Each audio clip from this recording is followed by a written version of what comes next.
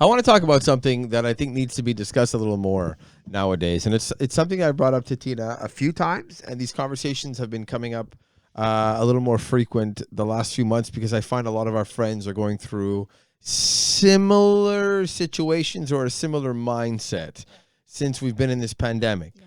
I find our age group, if you're between the ages of like 30 and 40, and you have your career, maybe you've started a family, or maybe you're about to, you just got married, you're about to get married, maybe you have 1, 2, 3 kids. Why can't we just appreciate what we have a little more? Good question. Why? Because I think naturally we all want more. Or we'll always find something to nitpick about the situation that we're in, or about the house, or about I don't know, or even our car, anything, any material thing. I feel like we always want more. We want more money. You want more. I don't know. Because you mentioned the house, and this is why I'm bringing up this conversation, because Tina and I, we've been living in a house for 5 years now. We have 2 young children. They're both under 3. Our house isn't massive, but it gets the job done. We love our area, but we tend to, and I'm guilty of this. I'm not throwing you under the bus here. I'm guilty of it too. We're always on the damn Centris app looking at bigger homes. Always. Right? And it's sad because it's 5 years we're in this house, and it's 5 years since we moved in. We're constantly looking at the real estate around our area. All the time. Oh, that house looks nice. Oh, how much does that cost? Then we talk to our friends who also have 1 kid, 2 kids. Oh, yeah, I'm on the Centris app too. I'm like, really? Your house is great. Part of it is also curiosity. Yeah. People want to know what is out there, and they want to know if they were to put their house up for sale, how much they could possibly get for it. I know. Whether that couple or that person is serious about selling their house or not, I think it's just it piques our curiosity. You want to know what you're getting for today. If you pay $500,000 for a house, or what you're getting for $1 million, and or what you're like, I don't know. Sometimes there's even homes that go up $4 or $5 million, and you're like, wow, let's check it out. Let's see what this looks like. I know a lot of couples do that, but it's more the big picture. Like, you look back and wherever house you grew up in, if you had 2 or 3 siblings and your house maybe wasn't that big, but you made it work. No one really complained. Your parents never said, "Oh, you know what? Let's go buy another house." They didn't care. We had Not everybody. Some would say, "Hey, you know what? We need a bigger house. We need more space," or maybe just not selfishly, but like, they want more. And some people can afford more and others cannot. And those that cannot, maybe are just very happy and humble with what they have and make it work, like you said, raising 3-4 kids in a small house. But babe, I've seen families who were able to afford a bigger home, but they just said, it's not worth it. We're not just that too, of course. We're not just talking about homes. That's just an example. Yeah. Like, since we're on it, I know. Talk about the homes. Yeah, we talk about the homes. I mean, that's a big part of it. I just find it's like, oh, well, why our generation, we're all like, okay, well, oh man, I wish my house was bigger, or I wish I had a better car. It's like, we all wish that, but I think everybody at some point in their life wishes that they had something that they don't have, or what they can't afford, or I think it's natural human behavior to always wish that you had something that you don't have, and then other people just really don't care. And are perfectly content with everything that they have, with every penny that they make, with the house and the car, or even if they don't have a car, with the transportation that they use. Like, I think it really varies on personality. True. But I think our society that we live in, it's sad. Everyone does really feel like they need more. Is that because social media too? Social media doesn't help. Everything always looks perfect, and everybody looks like they're living perfect lives. Doesn't mean that everyone's life is perfect. No. You don't know what goes on behind closed doors in any family. No. I just think that when you look back, and maybe because our parents are from a baby boomer generation, and they didn't have as much, and they wanted to give us more. Oh, a lot of baby boomers had a lot. Yeah, but not as much as our generation, right? But you can say today safely that a lot of 60 plus are financially comfortable and did have, they worked hard for their money. I will always give them that. I find the baby boomers have always been the hardest working generation. Big time. Still till today. Our generation will never meet up to what they had to go through, the struggles that they went through in order to make ends meet, to make money, and to live comfortably. And I always, look at my parents and how they've worked through it, your parents, and how they've overcome challenges. But some of them did go on and buy bigger homes and more expensive cars and traveled a lot more, and others didn't because they decided to live a more humble life with the money that they made. Yeah. I think it all depends on I personality and what they have and Everybody's different. everyone's different how they choose to spend their money. I get it. I just wish more of us could just be content, live within our means, and focus on living a quality life. Quality of life, with, yes. By experiences, and that's something that I stress a lot with you. And I know I sound annoying. Yeah, but experiences also involves money that some people do not have. Fine, that's fair. But I guess my mentality is I'd rather be able, because I didn't experience it and you didn't either. I'd rather take my kids to Disneyland one day, Disney World. I know it's not cheap.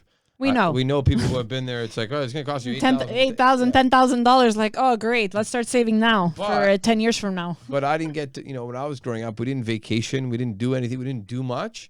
And that's what I'd like. I'd love to go to Europe with our kids one day, when they're old enough to experience to understand that. And the richness of traveling. Yeah, to understand the culture. The culture and the richness. And and I just find that our generation now, we pigeonhole ourselves to these huge mortgages and then tons of expenses, and it's not everybody. Not everybody, but I'm just saying it's always keeping up with the Joneses. Oh, I'm gonna have to work harder because I got to pay off my this and pay off my that, and then, or if I want this, I got to work harder or make more money or get a side job so that I can afford that expensive car that I've always dreamt of having.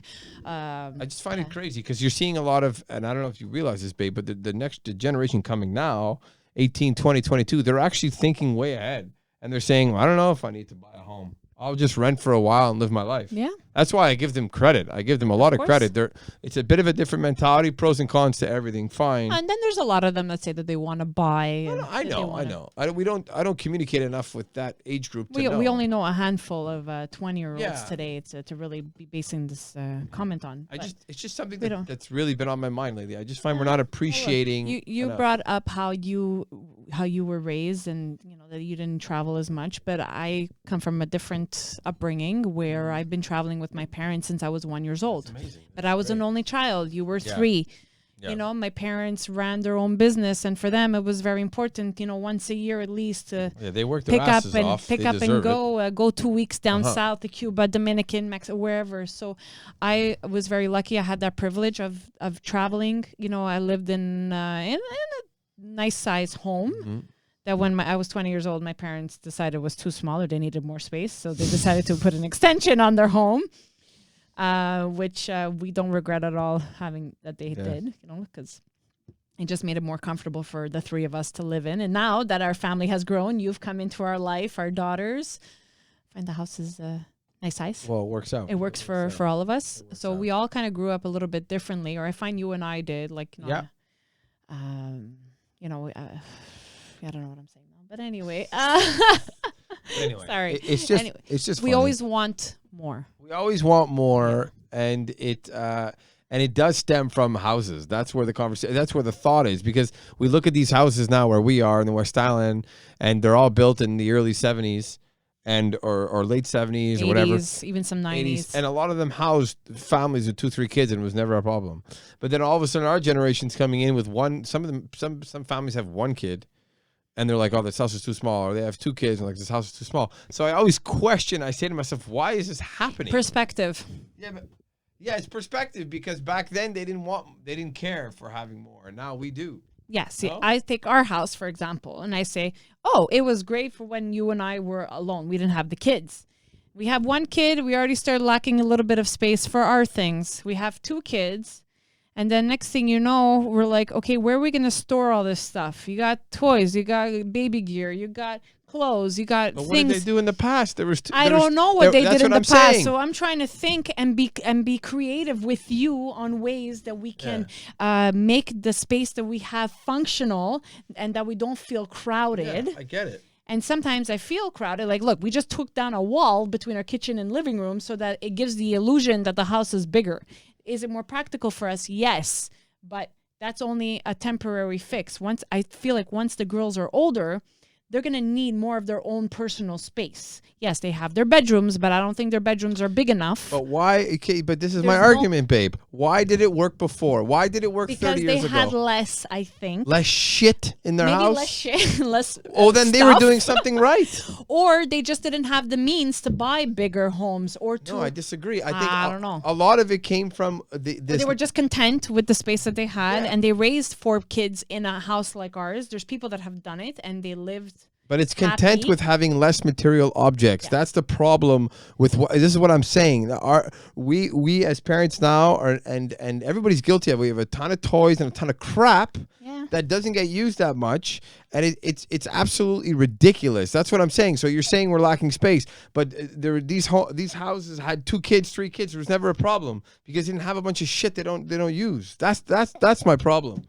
Where did it change? I know you don't have the answer. It's not your fault. I'm just saying, where did it change? It changed somewhere in the last, I'd say, 15, 20 years. What the fuck happened? Like, why do we hear? I don't get it. Why do we become like it's just a spoiled generation of like a very materialistic generation? Yes, all these kids need to have a bunch of like we didn't have these jumperoos and all these crap. Not only that, how many TVs do we have in our house? 1.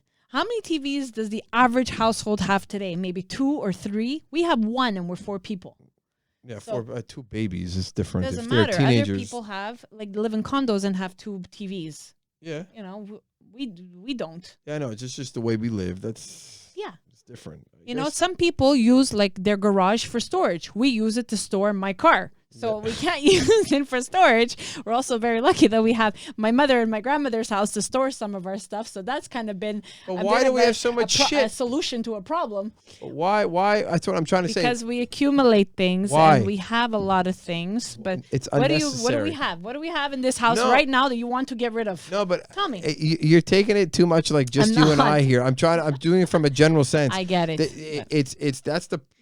Why.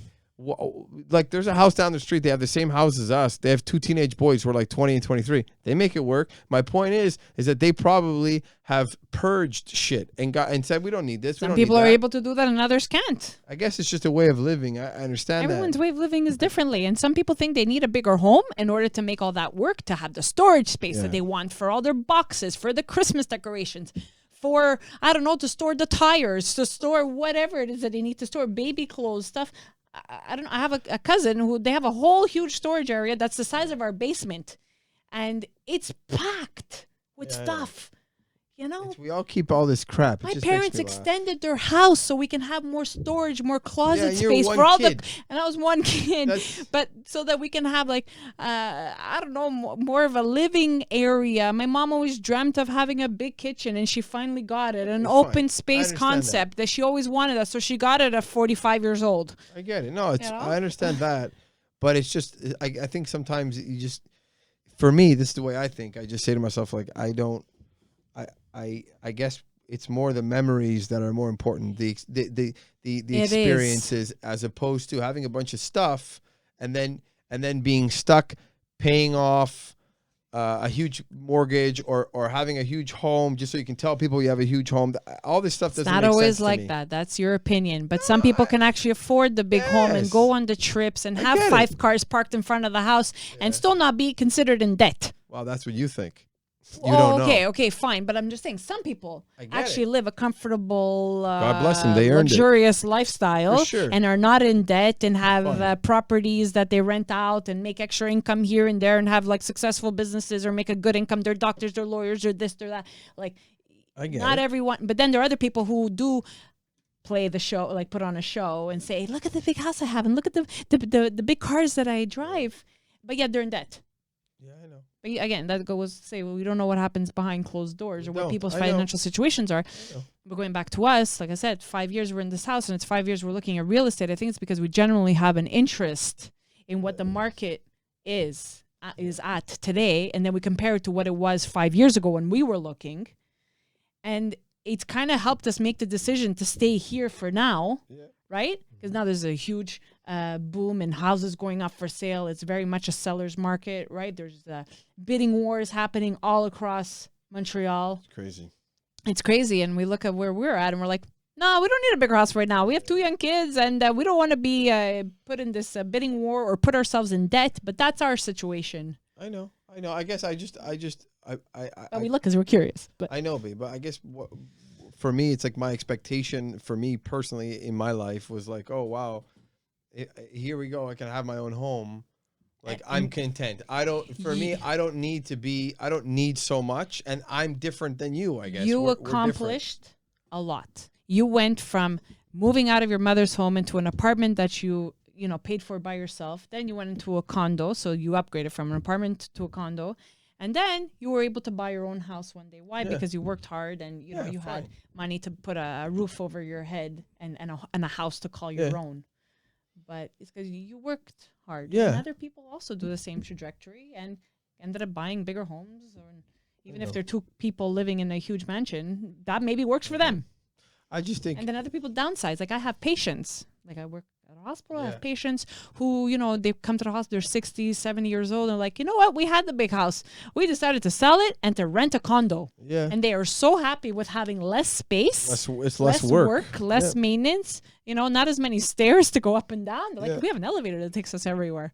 Yeah. Up and down. And it just, again, it. Just, I don't know. I think we all just, if you're listening to this podcast, just appreciate what you have. Yeah. And But that should be bottom line for anything. I know, but we all don't do it. We all still complain about little things. We're all guilty. If there's anything this pandemic has made, it should make us realize is let's just appreciate the roof over your head. It sounds cliche. It sounds boring. I know you're going to say, but honestly, because we have it pretty damn good. You nailed it right there. Because of this pandemic, a lot of people have lost their jobs or had to sell their homes or lose their cars, lose, the money that they had saved. So we're very lucky that we are able to have a roof over our head, and we haven't had to have the struggles that other couples or families have gone through, and that's really sad. And we hope the best for them as they recover through the end of the pandemic, whenever there's an end. And there's nothing wrong with wanting more. It's just it's about being realistic. Yeah. And we say live within your means. I was always told that live within your means. Yeah, not enough people do. That's the problem. Anyway, decisions people make. Yeah, I know. But I'm not saying I don't. I want to stay in this house forever and we have to stay. Oh, sometimes I feel that way. No, but it's just sometimes I don't understand that if we weren't, and I know, I feel like this is such a husband-wife thing where like you want the bigger kitchen and you want the bigger this and the bigger that, and we're going to have to meet in the middle somewhere. We will. Along the line. We will. We're going to have to figure it out. But now is not the time. No. It's the time for other people, but not for us. No, I know. It's just that. Everyone always says it's the second house that takes the longest to buy. Yeah, right? And that's where we're at. It's more expensive now to buy a house. But here's the thing: we're saying the second house. Our parents, most of them had one. That's what it goes back to the thing I was saying at the beginning. Fine. Anyways, you're like, shut up now. No, my parents lived 5 years in an apartment and then got the house that they built. Yes. They built a home. They had one home. We're not talking about their one first house, apartment dating. You're talking about houses here. But my parents went from an apartment to their forever home. And even when they thought about moving 20 years ago, they decided, the hell with that. We love our house and our area way too much. We have family around the corner. Let's put an extension. Okay, so speaking of which, they're calling you right now. Of course, they're always calling. Because the kids here, we'll just wrap up the episode. But anyways, appreciate what you have. And we appreciate Steak Bleu as well, of course, who are sponsors of this podcast. And we can't stress enough, meat delivered right to your house. I mean, it's barbecue season. It's the summer. Get that grill fired up. I've been barbecuing like 4 nights a week. It's great. I love barbecuing so much. And it makes your life easier, too. Yes, it does. Yeah, I know marinate some chicken, some pork, put it on the barbecue. And then I get the credit when you do all the work. You do all the marinating, and then I'm the one who gets all the credit. Yeah, but there's a skill involved in barbecuing, and I don't have that skill. You do. So yeah, it's teamwork. Oh yeah, I turn it on and put it on the grill. It's not that hard. Delicious and you cook meats. it properly. Yeah, delicious meats, chicken, pork, different types of steaks. Now they have fish and seafood as well. They have a whole seafood line too. It's really, really cool. Check them out. Steakpro.ca. Type in Fast 10 for your first order, and they'll knock off 10%. You can check them on Instagram as well. They're always posting their weekly boxes as well at Steak Bleu. Thank you for listening to the podcast. We appreciate it. Bye-bye. Yes, we do. Bye-bye.